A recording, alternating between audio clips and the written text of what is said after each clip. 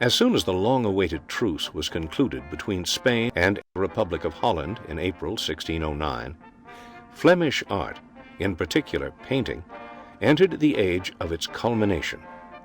This country was the first to create such an abundance of buoyant and festive images, imbued with the joy of life.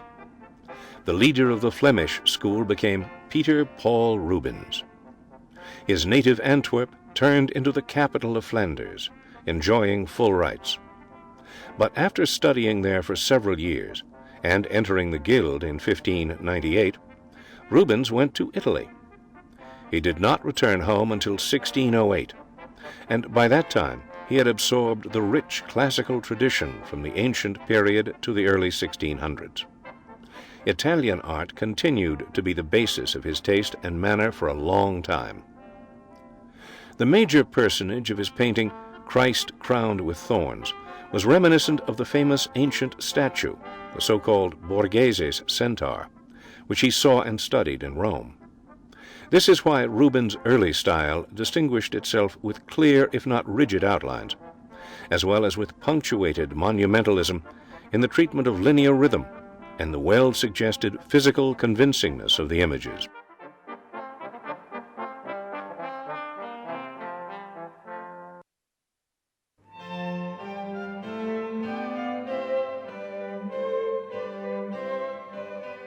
As Rubens' creative talents developed, we notice a growing vigor in his forms and a livelier and brighter action. He endowed all his personages, taken from real life or from mythology, with powerful energy. In The Alliance Between Earth and Water, we can see the ancient god and goddess Neptune and Sibyl, who were depicted in this ingenious allegorical embodiment of the fertile unity of two different elements of the world, as a state of natural abundance, or at the same time, of the male and female substances as the condition of life. This is why it is no accident that, under the touching hands of the gods, we see water flowing from the fallen vessel in the center of the composition, and the children bathing in it. We perceive the irresistible current of life and its eternal renewal. The cornucopia in this picture was probably painted by Franz Sneeder, with whom Rubens often collaborated. Besides the latter, a number of other Antwerp painters worked in his studio, which became an important center of artistic life in Flanders. An acute sense of life was particularly characteristic of this Flemish master, who sought to inspire the spectator, first of all, with an abundance of the voluptuously powerful physical nature of man. It became a national, purely Flemish concept of beauty.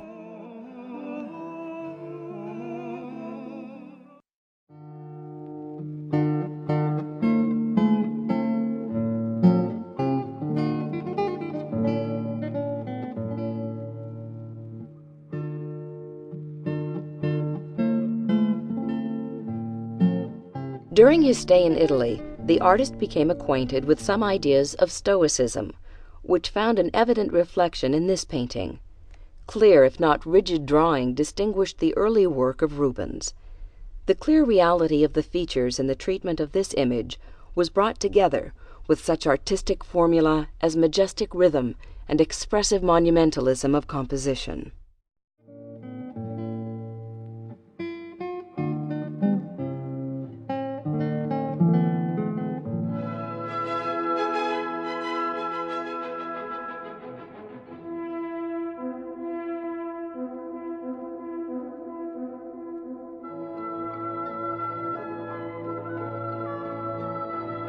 The actual impulse for this painting came from the blockade of the mouth of the Scheldt by Dutch ships. The chief trade center of Flanders, Antwerp, is situated on the Scheldt. Thus the painter expressed, in such an allegorical form, the hope that Flemish lands would flourish as soon as they received access to the sea. The monumental character of the painting also suggests a vaster content, characteristic of Rubens.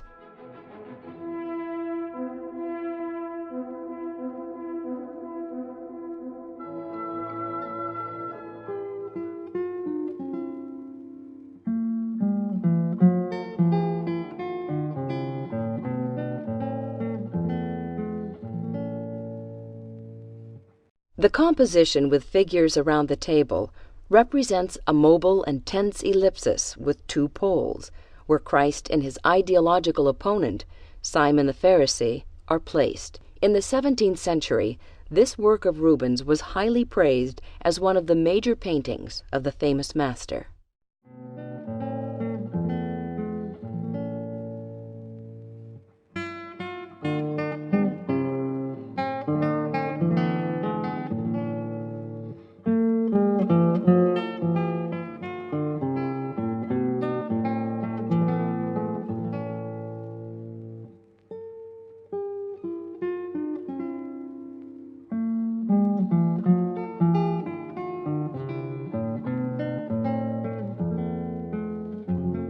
This landscape evokes the feeling of the powerful vastness of nature, which was treated by Rubens as a dynamic and grandiose scenery full of cosmic forces.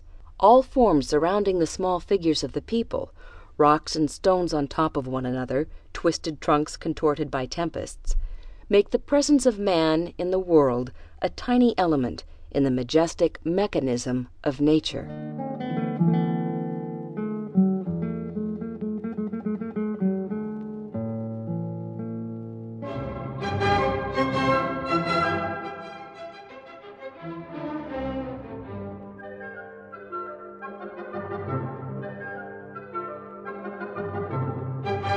According to the episode described by Ovid in the poem Metamorphoses, Andromeda, daughter of the Ethiopian king, was to be sacrificed to a sea monster. But she was saved by the famous hero Perseus, who overcame the monster and then, being charmed by the princess's beauty, fell in love with her.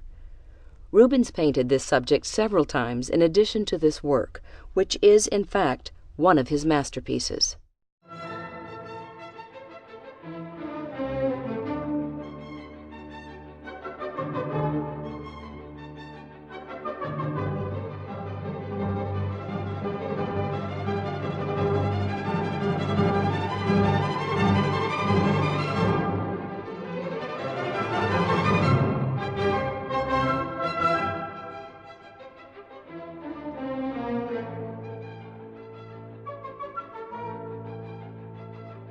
Queen Mother Marie de' Medici, Dowager of the King of France Henry IV, commissioned a series of huge canvases from Rubens in which memorable events of her life would be represented. These paintings evoke a parallel with lavish theater performances, and in particular it refers to the scene of the coronation. Along with a sketch of this scene, there are 4 other sketches in the Hermitage collection executed by the Flemish master for other scenes of this series.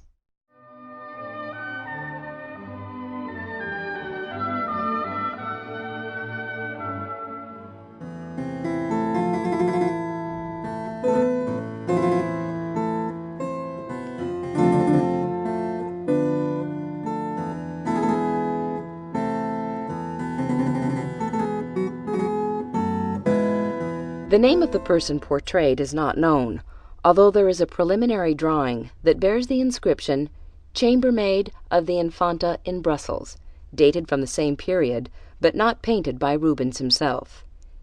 It was supposed that this wonderful portrait, really excellent in the delicacy of details and facial expression, could be an imaginative portrait of the painter's daughter, Clara Selina, who died at the age of 12 several years before this portrait appeared.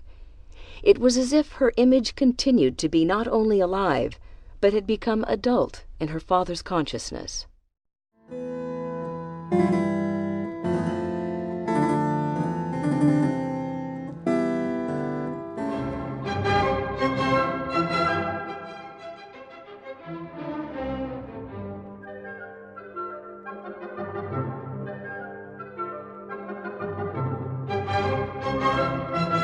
This sketch confirms the fame of Rubens, not only as a great painter, but also as outstanding architect-decorator.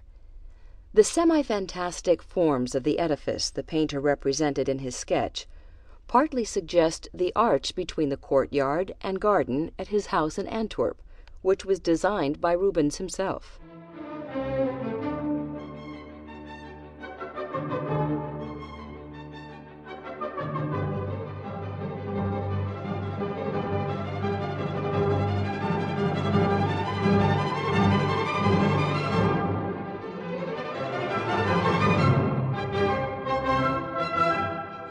This is one of Rubens' most beautiful paintings, and simultaneously one of the most enigmatic in meaning.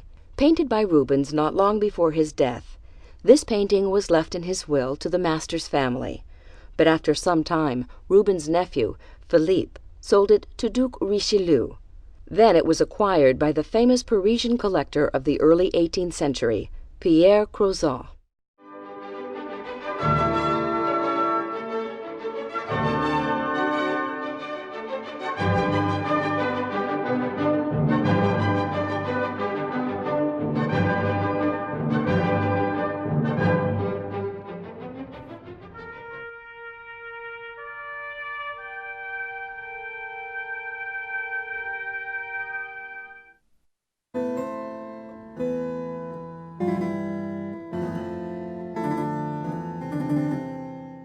In the famous self-portrait, painted by Van Dyck soon after his return home from Italy in 1627, he represented himself as a graceful cavalier with elegant manners, as if to suggest the aristocratic nobility of the ingenious artist.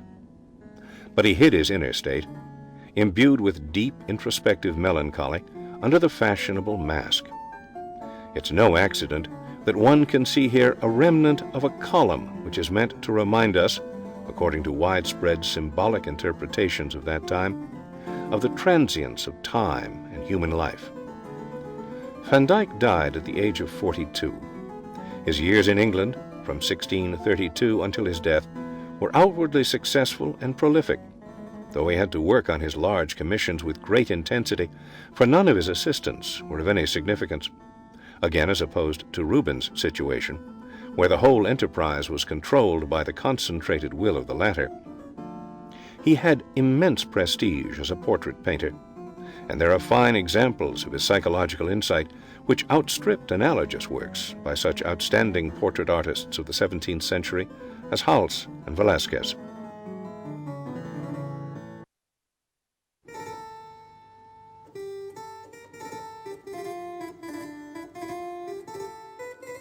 Ceremonial portrait, as a type of portraiture, had no intention of characterizing the moods and inner state of the subject.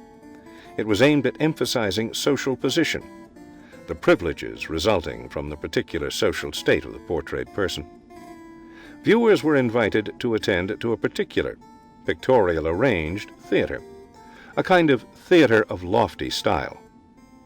Majestic compositions, imposing postures, and spectacular properties were combined in these paintings with elegant manners and the noble appearance of the subjects. The elaborate system of such imagery made Van Dyck's reputation even before and especially during his visit to Italy, and further provided him an enormous practice at the court of Charles I, who invited the outstanding Flemish master to England. Van Dyck was endowed with a title of a Knight of the Most Noble Order of the Garter. He represented one of his subjects, the English aristocrat Lord Denbigh, in the costume of this order. Anthony Van Dyck showed courtesy toward his commissioners, even when they could not attract him with any significance of personality.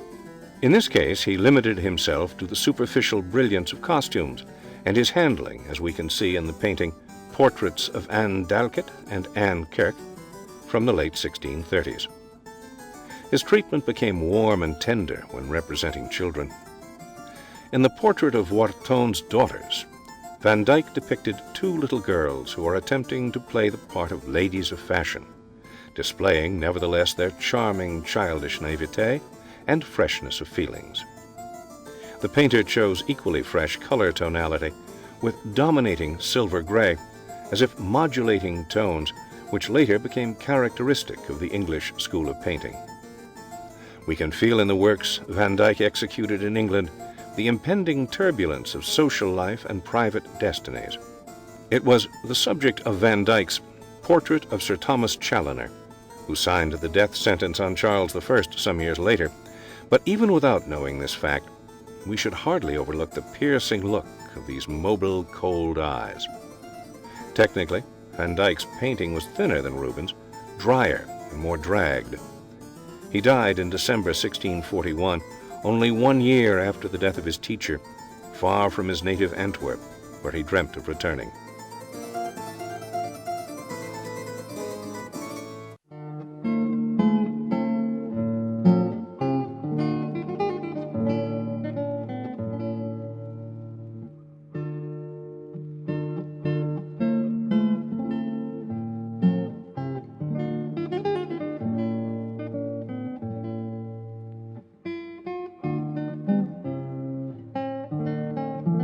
Among Van Dyck's early works was a series of apostles' images painted from nature.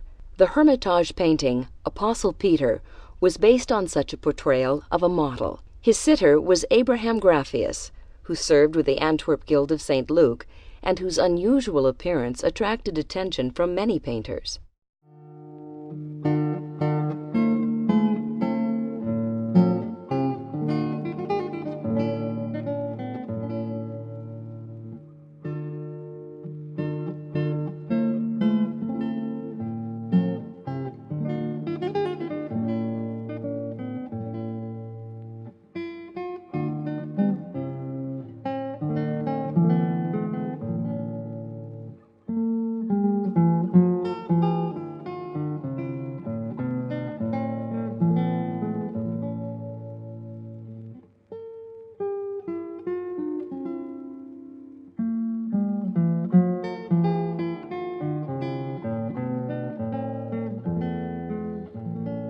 This masterpiece seems to be obviously austere and simple in its design. The painter elaborated neither costume nor surroundings, for he was drawn to the inner life of his model. In the gloomy space of the picture, there are two chief parts that are accentuated by strong light, the face and the hands of the man.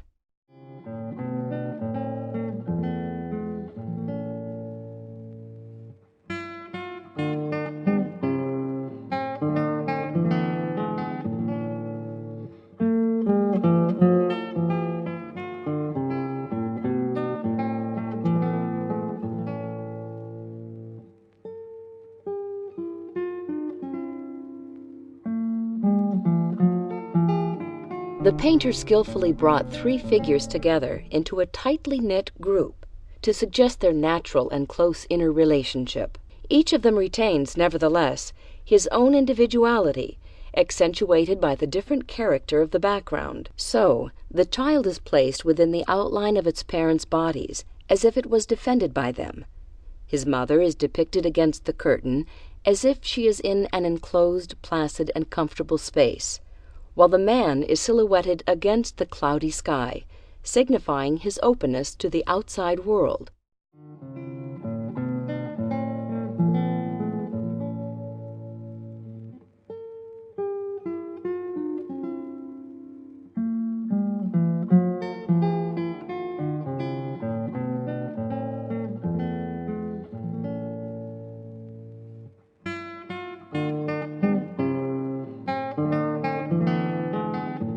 Van Dyck had the ability to retain, in the final painting, the freshness and spontaneity of the initial sketch from nature.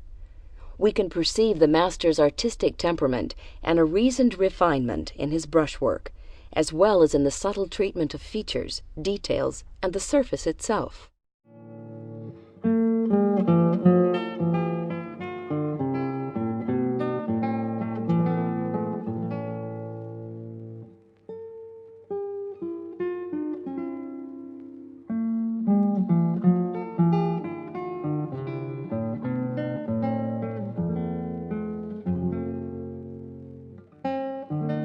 During his work in England, Van Dyck received many commissions for portraits, and he always sought to render most precisely the individual features of his sitters.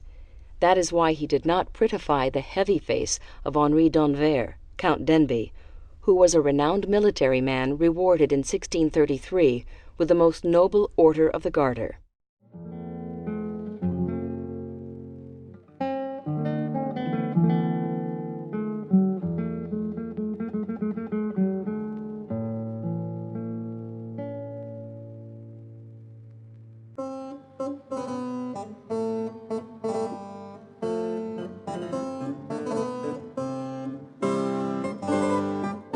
The painter achieved here exquisite harmony of colors, bringing together silver white, lilac, cherry red, and black in the women's clothes. But the sumptuous pictorial surface and the soft landscape in the distance are seemingly the only values of this picture. The attitude of the artist toward both aristocratic sitters is shown in sharp contrast, revealing their unattractiveness and inner emptiness.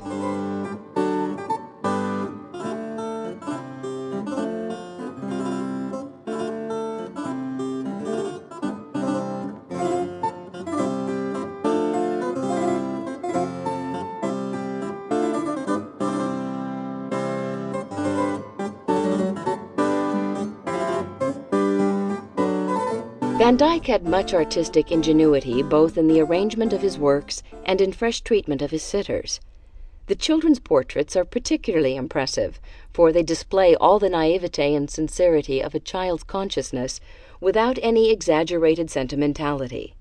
Two little girls, Philadelphia and Elizabeth Wharton, are depicted here as if they are playing the role of ladies of society before spectators, which they evidently do very energetically and spontaneously.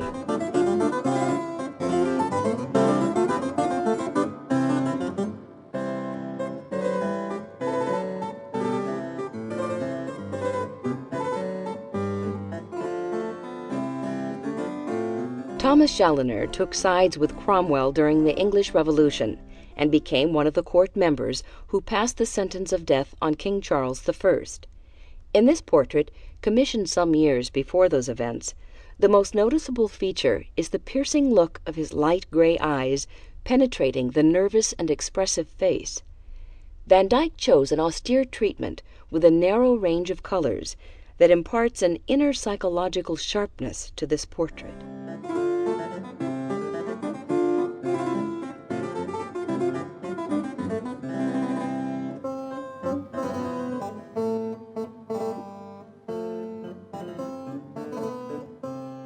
In the 17th century, a number of new genres of painting achieved their full development.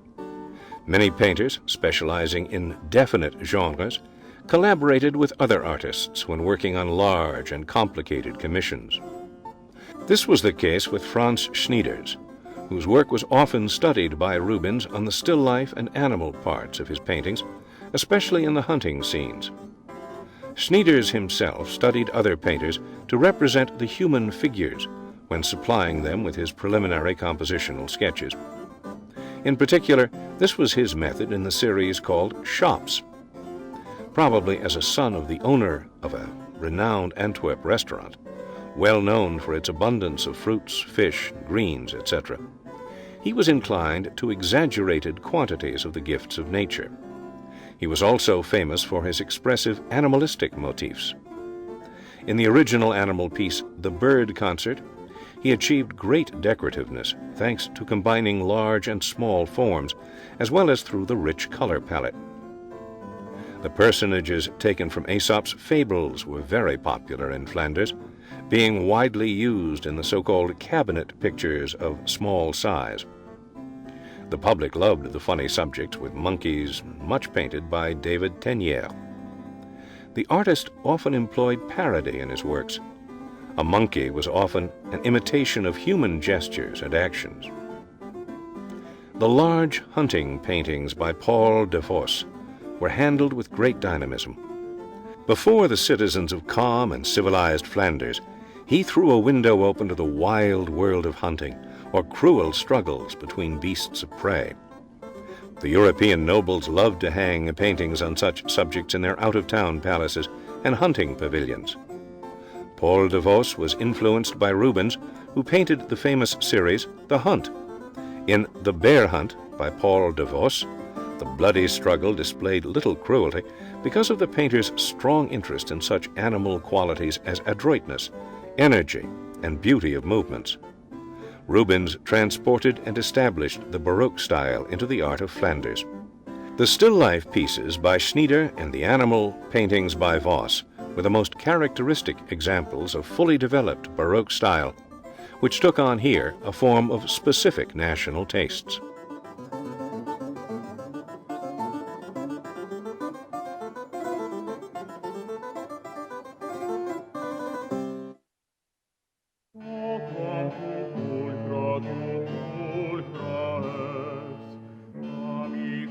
Adrian Brouwer, who died at a rather early age, proved himself to be the direct opposite of Rubens within the Flemish school.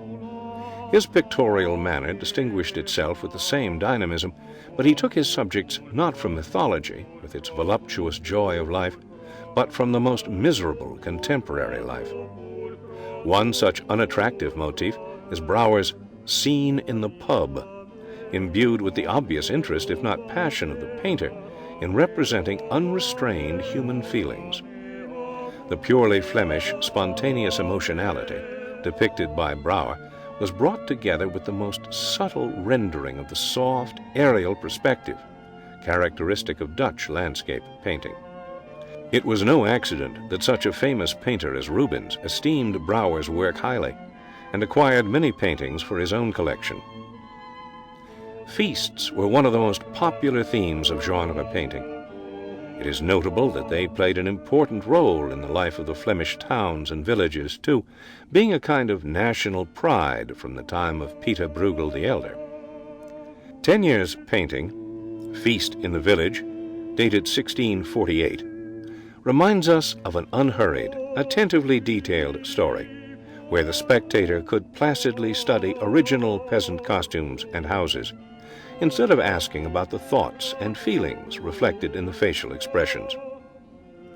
The painting, titled Group Portrait of the Magistrate Members and Foremen of the Riflemen's Guilds in Antwerp, from the hand of David Tenirs the Younger, is a rarity, not only in the work of this artist, but in the whole Flemish school.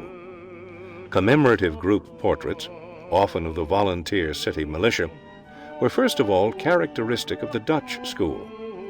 David Tenirs represented here the participants of the ceremony which took place in 1643 on the Town Hall Square in Antwerp on the occasion of the anniversary of the Dean of the Riflemen's Corporation. One of the most popular feasts in Flanders was that of the Epiphany. Jacob Jordaens was particularly famous for the subjects which we can recognize in his painting The King Drinks in the Hermitage. During this joyful feast, which took place on 6th January, there was always a pie with one bean hidden inside. The man who won a bean with a piece of pie was declared the king, and he ought to choose a queen and a retinue which obeyed him implicitly. Jordaens treated the noisy crowd of drunk people with his usual rather rough irony, and obviously enjoyed depicting the chief personage sitting in the center, an old man with a crown who had grown tipsy already. He portrayed here his own father-in-law and teacher, the renowned Antwerp painter Adam van Noort, whose pupil was also Rubens. In the role of the queen, he painted his daughter Elizabeth, and included a self-portrait, too, depicting himself as the most uproarious participant, with a highly raised jug in his hand. The King Drinks by Jordaens signified more than the family hilarity or a popular feast. It was the image of Flanders itself, with its freedom, abundance, and power, which was seen as the embodiment of the ineradicable life forces.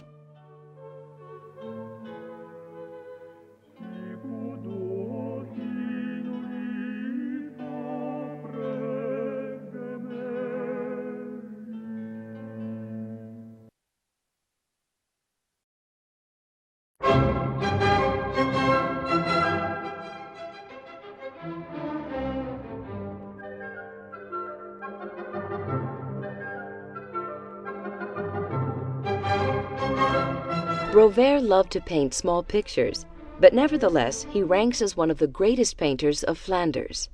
He was an ingenious apprentice of Dutch master Frans Hals.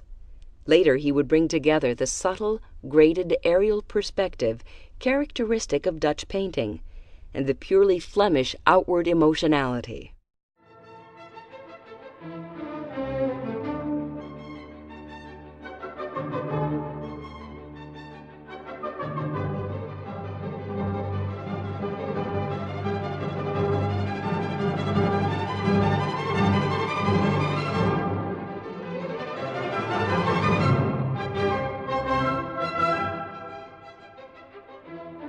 Jan Bruegel, in his painting, depicted actual features of the Flemish countryside in a highly detailed style distinguished with great subtlety. This painter was an outstanding master of so-called cabinet painting, which became popular with the educated classes in Europe by the early 17th century. The term cabinet referred to private collections that included, as a rule, not only various curiosities, but also any small-scale pictures.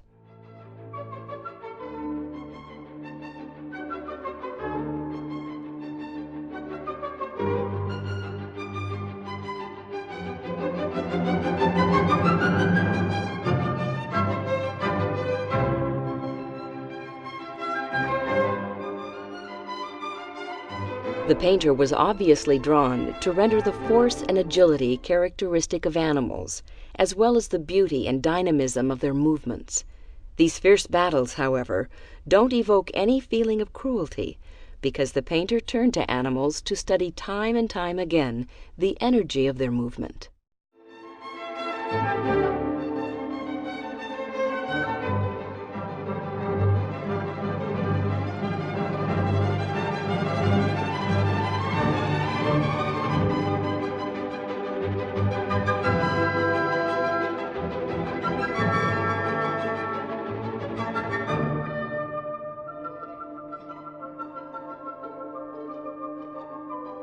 During this joyful feast, which took place on the 6th of January, there was always a pie with one bean hidden inside.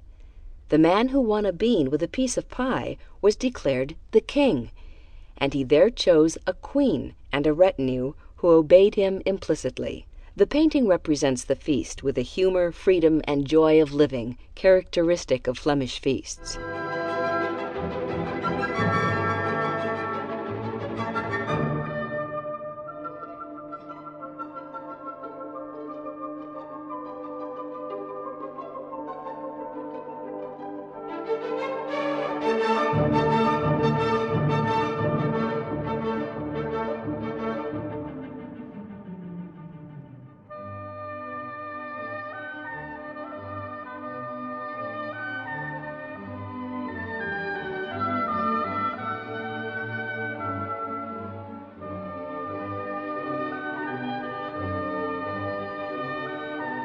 This landscape painter from Antwerp liked to incorporate strange edifices and exotic plants in his pictures in order to combine them with unusual lighting effects.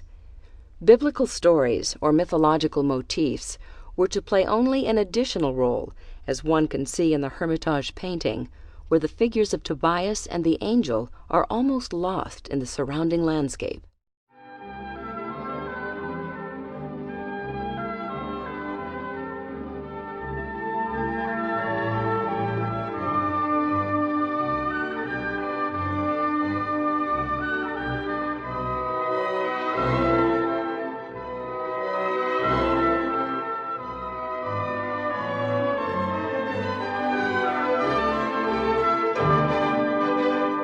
Not until 1942 was the author's name identified. For a long time, he was the anonymous Master of Winter Landscapes. The heightened point of view and well-balanced composition evoke a parallel with the majestic cosmic landscapes in the work of Peter Bruegel the Elder.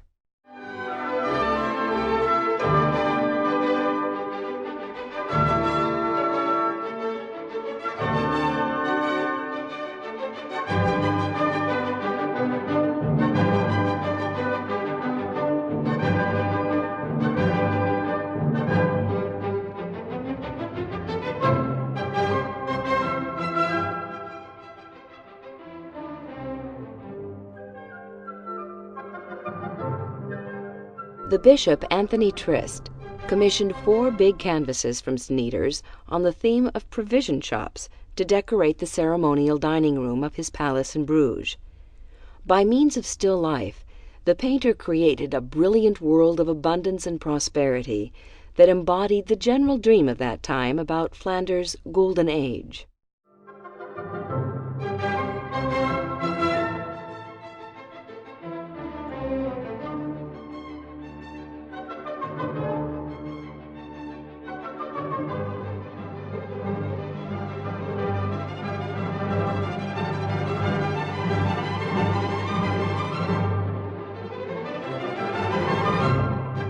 Franz Sneeder was the son of the owner of a big Antwerp restaurant that was famous for an abundance of fruits, fish, greens, and game. The impressions he received as a child evidently played their part in his love of painting nature's lavish gifts.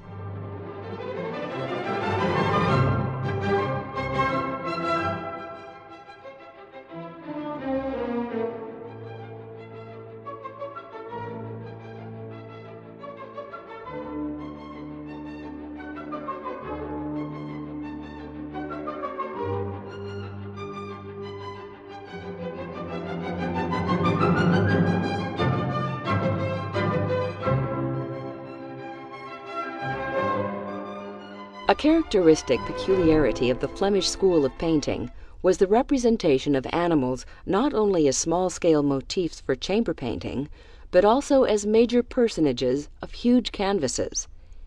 In his painting, Bird Concert, Sneeder achieved outstanding decorative effect using the witty combination of big and small forms as well as the riot of color.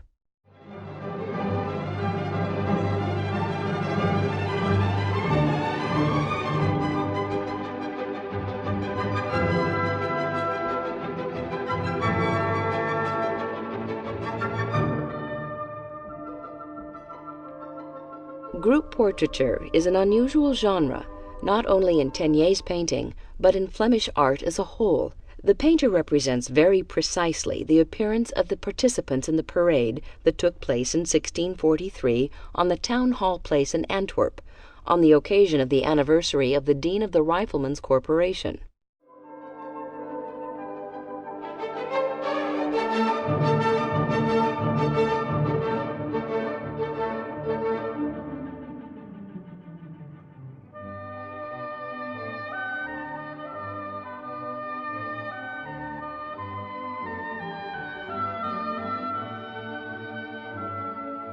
Teniers' paintings on the theme of monkeys won great success at that time. Brought by sailors from southern countries, the monkeys inhabited private houses as often as cats do in our days.